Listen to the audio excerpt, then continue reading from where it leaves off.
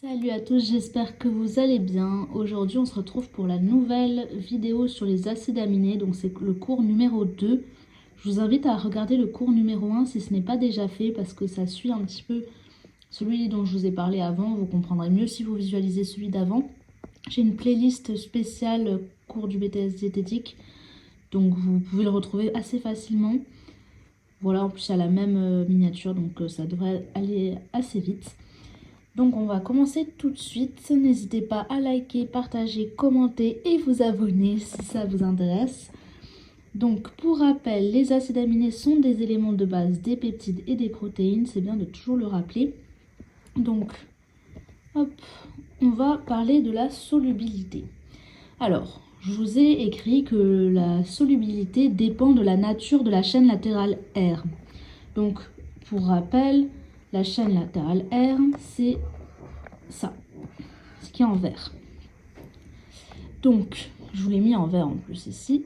Donc, tout ce qui est polaire, ça va être soluble. Tous les acides aminés polaires. Qu'est-ce que ça veut dire un acide aminé polaire? C'est un acide aminé où, au bout de sa chaîne latérale R, vous avez un petit moins ou alors un petit plus. Ça fait qu'il est polaire. Alors, c'est expliqué de manière très simple. Pourquoi il devient polaire? C'est parce que regardez, s'il y a un moins et là il y a un plus, ça s'annule. Plus, moins, c'est neutre. Mais dès qu'on rajoute ici un plus, la lysine là, ça devient plutôt chargé positivement.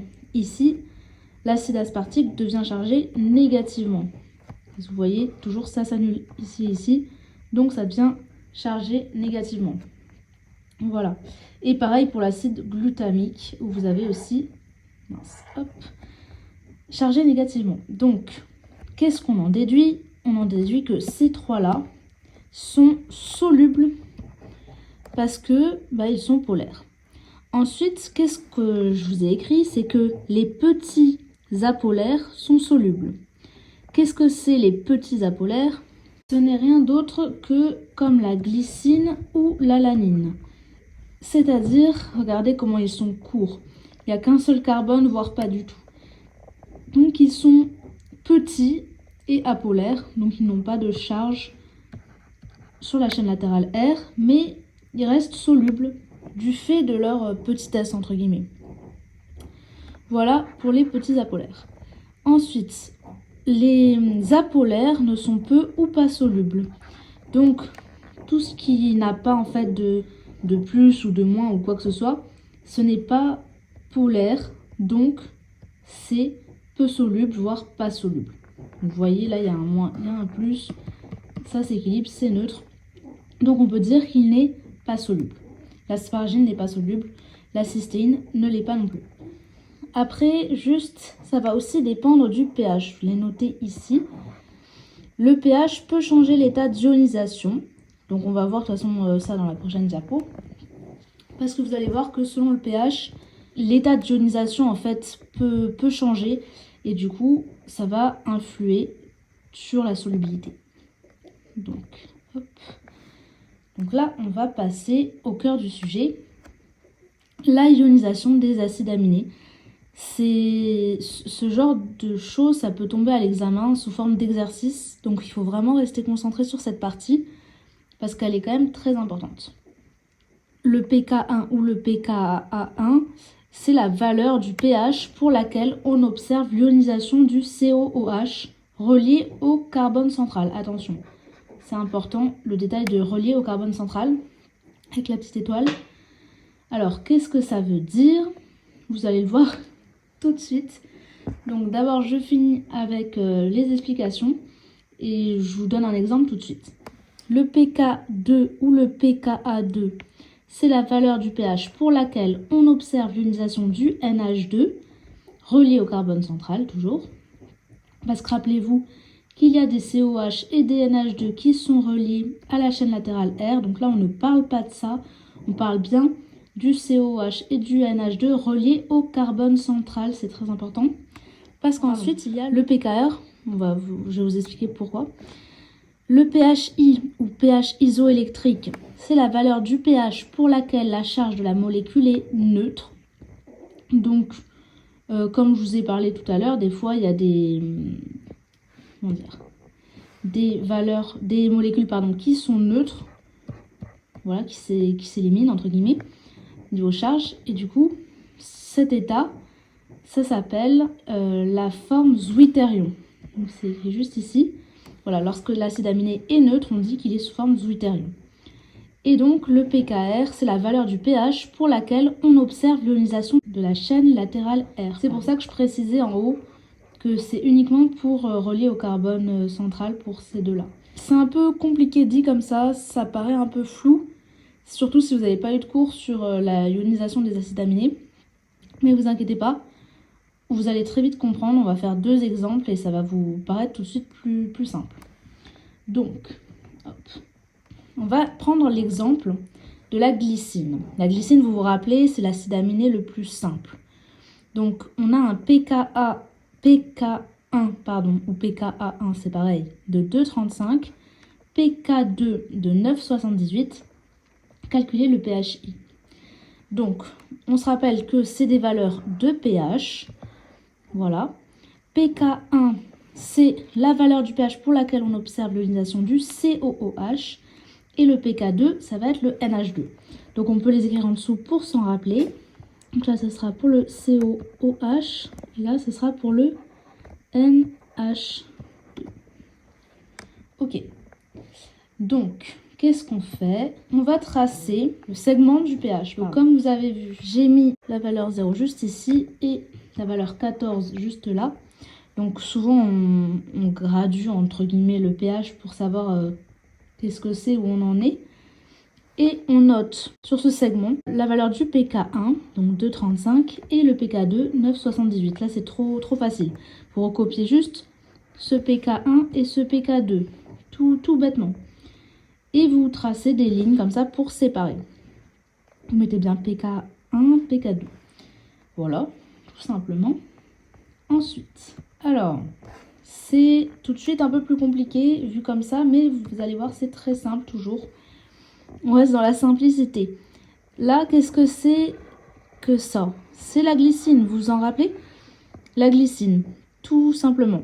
Donc, la glycine, vous avez, comme je vous ai dit, le COOH juste ici, dont il est question dans un premier temps, parce qu'on se rappelle qu'au passage du pKa1, dès qu'il passe par là, il se ionise et il devient COO-. Et c'est tout. Donc, qu'est-ce qu'on écrit? On écrit que là, il est chargé positivement. Pourquoi? Parce qu'on voit un petit plus, et c'est tout. Il n'y a pas de moins, donc on met Gly+, tout simplement. Ensuite, n'oubliez pas les petites flèches ici. Ces flèches-là, elles permettent de dire que c'est susceptible de changer en fonction du pH. Ça ne va pas rester pour toujours comme ça ou comme ça. Donc, dès qu'on passe le pH supérieur à 2,35, qu'est-ce qu'on a ici? Le COO- qui apparaît. Voilà, tout simplement. Donc là, pareil, on voit qu'il y a un moins et un plus. Qu'est-ce qu'on écrit? Plus, moins.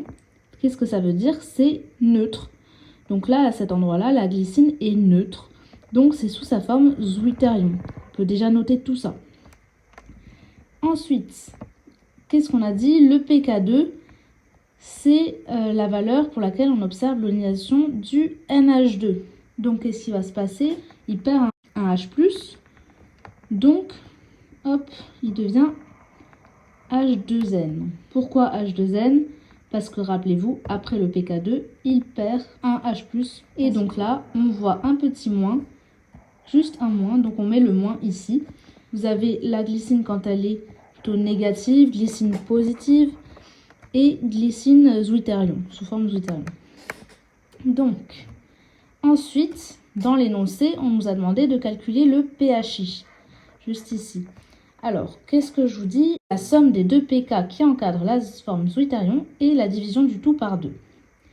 Donc, là, c'est assez simple dans cet exemple-là, parce qu'on voit bien que les deux pK qui encadrent la forme zwitterion, c'est le pK1 et le pK2, tout simplement.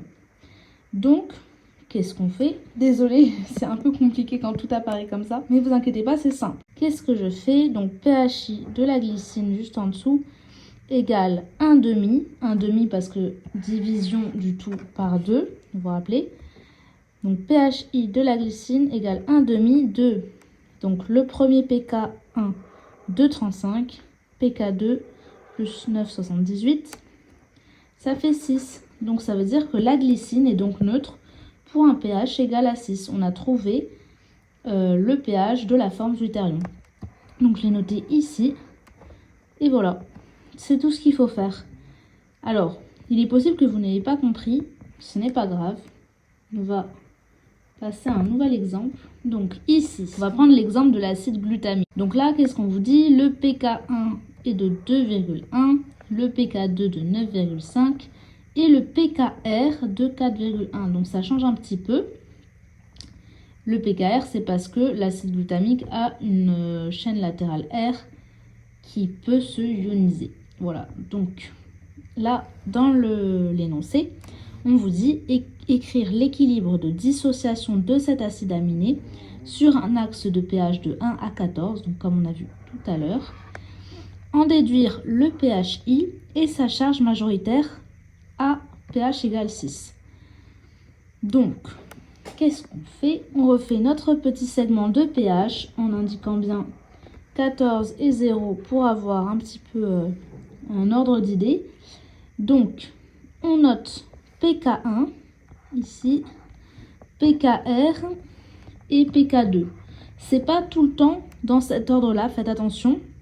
Parce que si le pKr avait été à 12 par exemple, ben on l'aurait placé ici, pKr.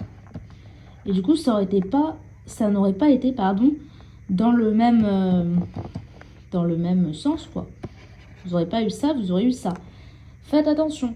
C'est vraiment, vous pouvez vous tromper. Parfois, ça arrive. S'il n'est pas de la même valeur, voilà, il faut faire un petit peu attention. Donc, on place, comme je vous ai dit, les pK. Ensuite, on note la formule de l'acide glutamique. Donc, en représentation de Fischer, toujours comme d'habitude. On repère la chaîne latérale R qui est juste ici. Ici. Et là. Et aussi là. Et n'oubliez pas tout ce qui va être important. Voilà. Mais la chaîne latérale R, c'est ce qui change par rapport à l'exemple de tout à l'heure. Donc, c'est pour ça que je m'y attarde un petit peu plus. Donc, là, c'est pareil que tout à l'heure. Donc, avant que le pK1 arrive, on a notre H. Une fois que le pK1 est passé, ça passe au moins. Donc, on n'oublie pas d'écrire toujours les charges majoritaires. Donc là, c'est plus parce qu'il y a un seul plus. Là, il y a un plus et un moins. Donc, on a notre forme Zwitterion, la forme neutre. Ensuite, on passe le pKr. C'est la chaîne latérale qui change. Donc, hop, juste ici, vous avez un moins au lieu du H. Donc, combien il y a de moins? 1, 2. Vous avez un plus. Donc, c'est la charge moins qui est majoritaire. Donc, vous n'avez pas une deuxième forme Zwitterion. Il n'y en a vraiment qu'une seule. Et ensuite, vous passez le pK2 de 9,5 et là, c'est la fonction amine qui change. Donc, vous perdez un H+. Du coup, là, vous avez 1 moins, 2 moins et c'est tout. Du coup, vous notez glu 2 moins. Voilà. Tout simplement. Et là, vous avez, entre guillemets, fini ce qu'on appelle l'équilibre de dissociation. Ce qu'on avait demandé ici. C'est ça, un équilibre de dissociation. Voilà pour ça. Ensuite, on calcule le pHI. Donc, pHI égale 1,5, comme on a dit. Donc, c'est divisé par 2. 1,5 fois donc, les pK qui encadrent la forme Zwitterion. Donc, dans ce cas-là, c'est le pK1 et le pKr. Donc, pK1 plus pKr, donc fois 1,5, ça nous donne 3,1. Donc, c'est la valeur pour laquelle on atteint le pHI, donc la forme Zwitterion, on le note juste ici. Ensuite, on vous demande en déduire le pHI et sa charge majoritaire à pH 6. Qu'est-ce que ça veut dire? C'est tout bête. Donc, pour un pH égal à 6, on regarde. Donc, le 6 sera à peu près par là. Parce qu'ici, on a 4,1 et 9,5. pH égale à 6, on regarde, hop, qu'est-ce qu'on a? Une charge moins négative, donc on peut dire la charge majoritaire sera négative pour un pH égal à 6. Voilà, tout est ok, j'espère pour vous. C'est terminé pour cette vidéo. Comme je vous le dis, n'hésitez pas à refaire les exemples pour vous entraîner. Donc là, il n'y avait que 2 exemples, mais il en existe d'autres, je pense, sur Internet que vous pouvez essayer de faire vous-même. Ou je pense que votre professeur vous a donné aussi des exercices que vous pouvez essayer de refaire avec la correction. Et sinon, si jamais, vous pouvez me poser des questions, donc soit en commentaire, soit sur Instagram. Voilà, je répondrai avec joie à vos questions, il n'y a pas de souci. Si jamais vous repérez quelques petites erreurs, c'est possible. Je ne suis pas professeur de biochimie, j'ai juste eu mon BTS, donc je fais ces cours pour vous aider au maximum parce que je sais que ça m'aurait beaucoup aidé. Donc n'hésitez pas si vous repérez des erreurs, comme ça on informe tout le monde dans les commentaires. Normalement, j'ai quand même bien vérifié avant. Mais si jamais il y a un petit souci, n'hésitez pas à m'en faire part. Si vous avez aimé la vidéo, n'hésitez pas à liker, partager et vous abonner. Je vous souhaite un bon courage et une bonne journée. À bientôt. Bye.